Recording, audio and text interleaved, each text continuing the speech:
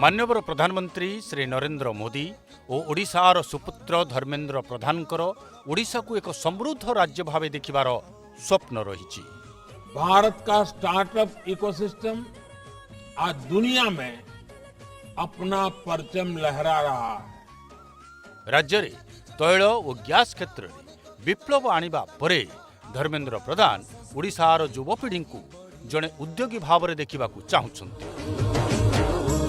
माननीय प्रधानमंत्री श्री नरेंद्र मोदी कथारे श्री धर्मेंद्र प्रधान प्रभावित होई कहिसंती जे युवक माने केवल निजुक्ति आशायी नुहंती, सेमाने निजुक्ति सृष्टिकारी मध्य हेबा उचित। स्टार्टअप इंडिया मध्य एथिरे गुरुत्वपूर्ण भूमिका ग्रहण करुछि।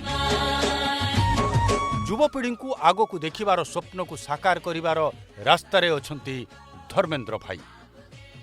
से अनेक शिक्षानुष्ठान प्रतिष्ठा करने सहित राज्य में 100 क्यूब स्टार्टअप आरंभ करिसंती।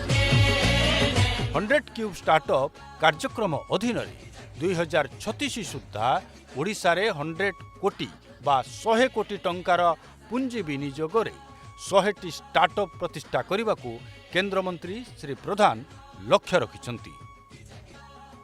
एही लक्ष्य हासिल पाई एही कार्यक्रम माध्यम युवपीढ़ी को आवश्यक संबल, मेंटरशिप, आगुआ पुंजी एवं निवेशकों निकटरे पहुंचवार सुविधा जोगाई दियाजिबो।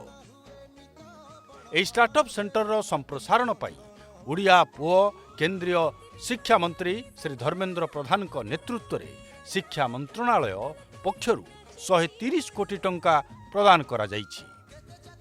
भुवनेश्वर आईआईटी परिसर रे ए स्टार्टअप सेंटर प्रतिष्ठा करा जाइछि। हमें अगर हमारी नई पीढ़ी को 21st सेंचुरी में इस प्रॉब्लम्स और इस अपॉर्चुनिटी को नॉलेज के साथ एक ब्रिज बनाते हैं, उसी की नाम है 100 क्यूब। एक विनम्र प्रयास है। ओडिशा परिप्रेक्षी रे धर्मेंद्र प्रधान अतीत रे मध्य अनेक गुरुत्वपूर्ण कार्य करिछन्ति। उदाहरण स्वरूप ओडिशा रे ही से प्रथम स्किल इंडिया सेंटर खोलिथिले। प्रधानमंत्री नरेंद्र मोदी नेतृत्व में केंद्र सरकार एभली अनेक प्रकल्प रे पुंजी निवेश करिछन्ति। धर्मेंद्र प्रधान ओडिशा माटी पाई मसीहा भावे काम करुछन्ति ओ तांकु लोकंक भल पाइबा मध्य मिलुछि।